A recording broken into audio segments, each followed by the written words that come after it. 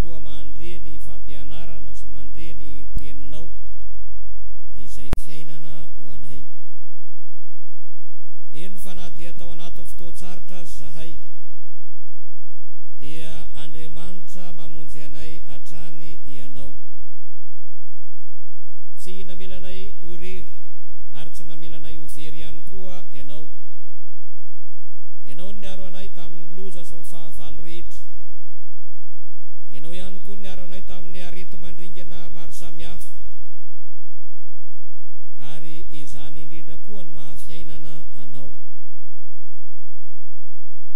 Eto anivon'izao tontolo izao, anjakan'ny ratsy anefa izahay.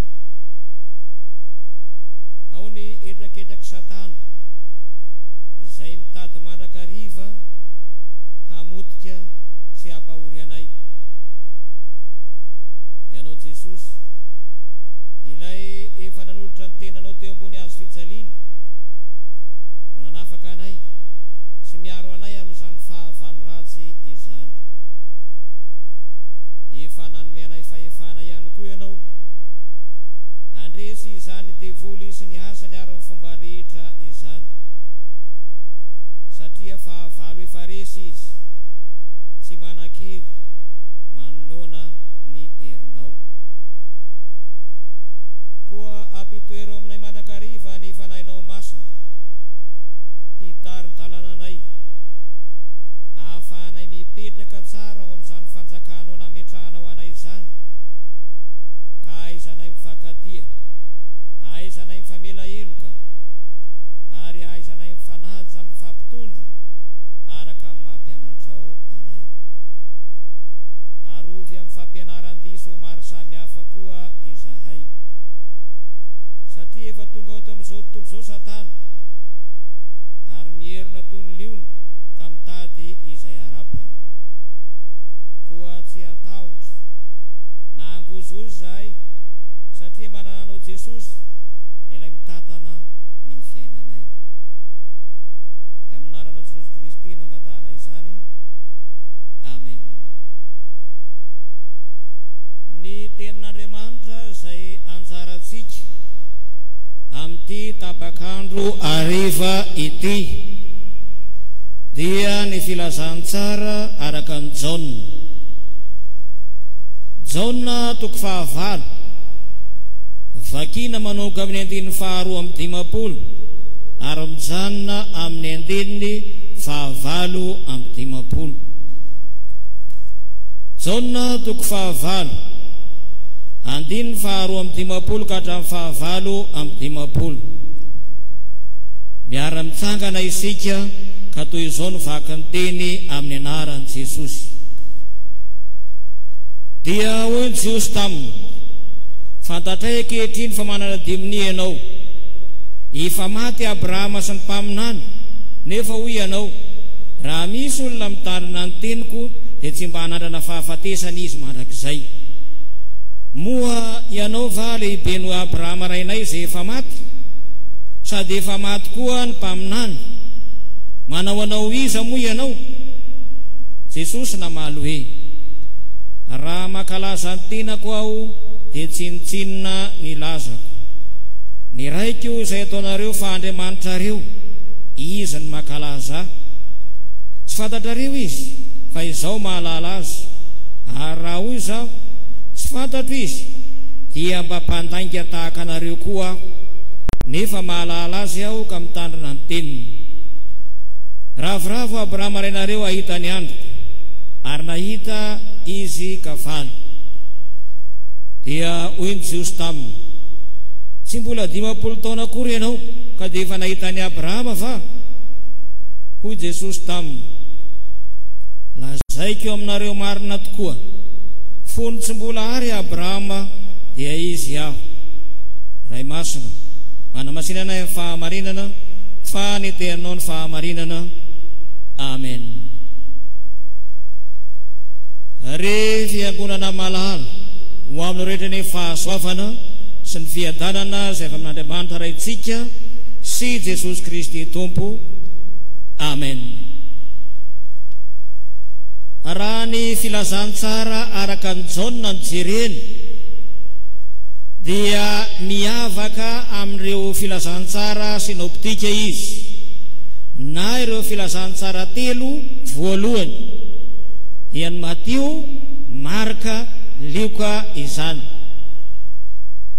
Ny filazantsara sinoptika dia mandahatra ny tantaran'i Jesosy, ny fahatongavany, ny fiainany, ny nahatongavany tetỳ ambonin'ny tany, izay nitondra ny fanjakan'ny lanitra tetỳ ambonin'ny tany. Ny filazantsara ny Jaona kosa dia mamela belatra feno ny fanekena an Jesosy ho zanak'Andriamanitra. Zany hoe hitarin'ny Jaona kokoa ny zavatra lazain'ny sinoptika ka ilazany amelabelarany fa Jesosy Kristy no zanak'Andriamanitra. Ity filazantsara ny Jaona ty ihany koa dia azo lazaina hoe filazantsara fahazavana, mitondra fahamarinana. Eo amin'ny toko 3 ka hatramin'ny toko 4 no ahitana an'izany. Mbola azo lazay ihany koa fa filazantsara ny fiainana eo amin'ny Jaona toko 5 ka hatramin'ny toko 9. Azo fitidina tahaka izao ary ty filazantsara ny Jaona ity. Ny voalohany dia lazaina hoe tonga tao amin'ny azy izy eo amin'ny toko 3 ka hatramin'ny toko 9. Ny faharoa dia ny hoe fa ny azy tsy nandray azy, toko 7 ka hatramin'ny toko 12. Ny fahatelo dia hoe fa izay rehetra nandray azy, isany nandray azy eo amin'ny toko 17 ka hatramin'ny toko 17. Ka ny anjarantsika dia eo amin'ilay hoe fa ny azy tsy nandray azy. Ao anelanelany zany satria toko 17 ka hatramin'ny toko 12, ny tsika ny toko 9, andiny ny 12 ka hatramin'ny 9.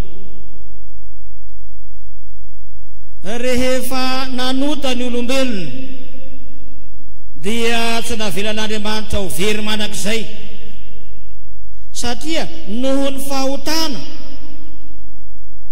izay nolovantsika tamin'ny Adama no nisian'ny famonjena ihany koa tamin'ny alalan'i Jesosy Kristy. Hitatsika izany fiandoham-pahotana zany ao amin'ny Genesis toko 13. Ka rehefa nanota ny olona, tsy misy inona azo ny atao hamonjena ny tenany fa fahaverezana mandrakizay no anjarany. Teo anatrehan'izany anefa dia izao, Andriamanitra no nanomana ny famonjena ho an'ny olona, ka ilay fanomanany famonjena dia ny fidianany ny firenena Israely. Hitatsika izany fanombohan'izany fifidianana izany amin'ny testamenta taloha, indrindra ny fidianan'ny Abrahama izay reharehan'ny reto jiro sy reto fantatra. Genesis toko 12 no ahitantsika ny antsona any Abrahama, ka lazan'Andriamanitra hoe ary aminao no hitahina firenena rehetra ambonin'ny tany. Genesis toko 12:7 tapany B. Izany hoe tao amin'ny Jiosy no manana ny famonjena, ka tonga tao amin'ny azy izy, ary zany fahatongavany zany nitondra ny fanjakan'Andriamanitra. Fa izao nomen'Andriamanitra azy ny lalam-panorenana araka amin'ny mahafirenena voafidy azy. Zao anefa ny reharehan'i Jiosy fatratra izany firenena mahafirenena voafidy azy zany, ka no heveriny fa mahavonjy azy avy hatrany ny fananany ny lalàna, efa azy ambongadiny ny famonjena. ary tsy ara ny fahatezeran'Andriamanitra izy, ka dia io ny reharehan'ny fantatra. Izy ireo ny mihevitra fa olom-boavonjy, fa ny sisa na jetilisa kosa dia mpanota, ka tsy natao azy ireo, ka tsy natao azy ilay famonjena fa efa marina raha teo izy. Rehefa nanambara ny tenany amin'ny maha izy azy Jesosy, nanao ny asany araka amin'ny mahazanak'Andriamanitra azy, izay nitondra ny fanjakan'Andriamanitra teto amin'izao tontolo izao, teo amin'ny Jiosy ny nanomboana izany. Hitantsika ao amin'ny Jaona toko voalohany ka hatramin'ny toko 7 izany. Na dia nanambara azy azy, nanambara ny tenany Jesosy araka ny mahiraka na ny raha ndray azy, dia tsy nino azy ireo Jiosy ireo. Nisy aza ny fanoherana mafy izay nataony, tafidy teo anatin'izany indrindra ty perikio-panjara tiky ty, satria araka lazaina teo dia ny reharehan'ny fatratra ny mahataranaky Abrahama azy. Ambaran Jesosy mazava momba azy ny ati-pisihany ao amin'ny Jaona toko 9 andininy 12 ka hatramin'ny 20. Nisy ny fanoherana mafy araka lazaina teo noho ny tsy finoana ao amin'ny Jaona toko 7 andininy 20. Zao ny voalaza ao amin'ny anaran'i Jesosy: ny vahoaka namaly hoe manana demonia ianao. Fanoherana mavaivay izany, dia mbola nitohy ihany izany fanoherana izany, ary vao mainka aza ny amafimafy koa araka ny Jaona toko 9 ny andininy 130 ka hatramin'ny andininy 150. Manambara mazava izany fa mbola nao mafisiny ihany eo amin'ny 9:150 hoe fantatray fa manana demonia ianao, efa maty Abrahama sy ny mpaminany, ka manao anao iza moa ianao? Zany hoe nisy fanoherana satria Jesosy tena ny fampiresaka amin'ireo. Manana tombony lehibe isika satria efa nandray, efa vita ny famonjena ary miaina amin'izany isika. Fa raha isika koa ny teo amin'ireo tamin'ny toeran'ireo, mety nanohitra ihany koa isika, satria araka ny lalàna voalaza ny hoe voavelany eloko ao, Andriamanitra ihany mamela eloko, nefa ahoana Jesosy miteny hoe voavelany eloko ao? Fa izy no amela eloko, satria hita maso fa tena olombelona, fatany ray aman-dreniny, fatany taniny aviany. Fa izao efa vita izany famonjena izany, miaina amin'izany isika. Isika efa miaina amin'ny andro mpamonjena, efa vita izany famonjena izany, tsy misy famonjena andrasana intsony. Efa ao anatiny isika ary efa manana anjara, mandray anjara, migioka ny amamin'izany famonjena izany. Ary io famonjena io nasehon'Andriamanitra miharihary teo ambony hazo fijaliana tamin'ny alalan'i Jesosy Kristy zanany, mba hanavitra atsika olombelona. Ry havana,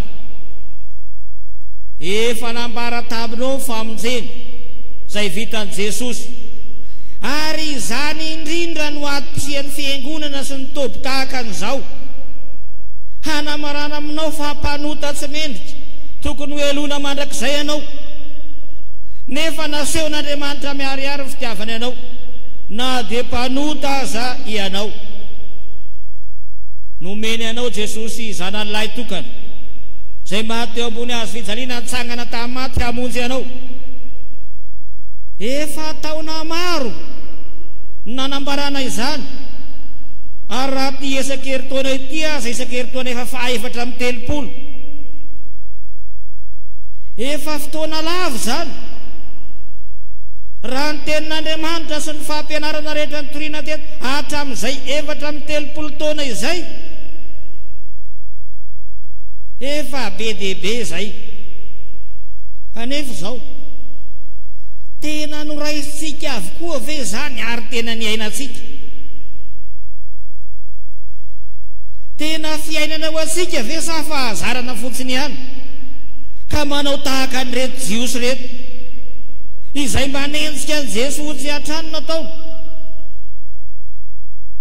Ny ahafantaratsika fa voaraitsika ny tenin'Andriamanitra sy ainatsika dia misy eo amin'ny fiainantsika andavanandro zany. Misy eo amin'ny fiainantsika andavanandro. Ka lazain'i Jesosy hoe ianareo ny fanasany tany, ianareo ny fahazavana zao tontolo zao, mitondra fahazavana ho an'izao tontolo zao, fa tsy sanatria manosika ny olona ao amin'ny fiangonana hivoaka ny valan'Andriamanitra sanatria. Hoy Jesosy, ary ny ondry ny manaraka azy satria mahalala ny feony ireo. Ary koa izaho no mpiandry tsara ary fantatro ny ahy sady fantany aho. Hitatsika tamin'ny toriteny teo ny hoe izaho no mpiandry tsara. Ny mahampiandry tsara azy dia fantany avokoa ny fiainanao manontolo. Marary ianao tsaboina, nono ianao omeny sakafo, mangetaeta ianao omeny rano, reraka ianao apetrany eo ambony hazo miala sasatra eo. Izany ny mampiandry tsara azy. Ka izay rehetra ondriny dia mahalala ny feony. Mahalala ny feony Jesosy tokoa ve ianao? Misy eo ny fampianarana maro samihafa izay ao no milaza ny tenany fa izaho Jesosy niakatra tany an-danitra, voaositra dia Jesosy ato amikato, ka vizaka fotsiny eo nareo iandry azy fa efa ty ahy efa eto. Teo na feony ve zany? Fa Jesosy milaza fa tsy fantatrareo ny andro zay iavia fa ho avy tapoka tahaka mpangalatra izany fahatongavany zany. Fa misy efa mahalala meloha izany fahatongavany zany fa efa tsy nahomby izany. Ny fanevantsika zay lazaina eto hoe izay maharesy dia tsy hamony anarany eo amin'ny bokin'ny fiainana tokoa. Iza reo maharesy ireo? Ireo zay mahalala ny feony, ireo izay fantany, fantatry Jesosy sady mahafantatra azy ihany koa. Ireo no atao hoe maharesy ka tsy hamony ny anarany eo amin'ny bokin'ny fiainana tokoa. Jesosy no teny an'izany. Ka rehefa voasoratra ao ny anaranao, aza mitady ny ala. Araka lazaiko teto hoe mbola eto anaty tany fiadiana isika, dia izao ao anatin'le fanjakany lanitra isika, miodikodinao be dia be ny fampianarana samihafa. Mety misy voany tambery-tany ka tsy mahatsiaro tsony aiza le Jesosy fa zavakafa lalakafa no alehany. Fa izay mihaino ny feony sy mahafantatra ny feony dia manaraka azy naiza naiza misy azy. Koa ho anao ary efa voasoratra ao amin'ny bokin'ny fiainana ny anaranao. Koa tany mafy zay tazony mafy, aza miala am Jesosy. Ny fiainanao manontolo dia apetrao eo aminy, aza mivily miakavia na miakavanana fa manaraka an Jesosy hatrany, satria izy no tompon'ny fiainana, izy no lalana sy fahamarinana ary fiainana. Ary voalaza fa tsy misy afaka makany amiray afa-tsy ny alalany ihany. Koa aoka hanorina ny finoanao ao aminy ianao, tazony mafy ny finoana zay anananao, miorena tsara ary aza miova. Jesosy le tompon'ny fiainanao, izy manapaka fiainanao no mitondra anao amin'izay rehetra lehanao araka ny sitrapony. Aza mihaino feo hafa, fa feo hafa dia mitady hanimba sy hamotika handrava ny fiainanao hanalavitra an'Andriamanitra. Ka ny fanahy masina hitoetra ao anatsika, ary isika ihany koa dia hanaiky fitaovana ampelatana fanahy masina mba hanao sitrapon'i Jesosy indrindra ho hita eo amin'ny fiainatsika, fa tena voasoratra tokoa ny anarantsika, ary tsy vonoina eo amin'ny boky fiainana zay anarantsika zany, fa manana azy zay tompo sy mpamonjy isika rehetra. Voninahitra ny ho an'Andriamanitra ray zanaka ary fanahy masina zay azy hatramin'ny taloha indrindra ka ho mandrakizay. Amen. Araisoa ny fitahina ho amin'ireo ndray nefa fahasavan'i Jesosy Kristy tompo sy fitiavan'Andriamanitra ray ary ny firaisana fanahy masina. Amen.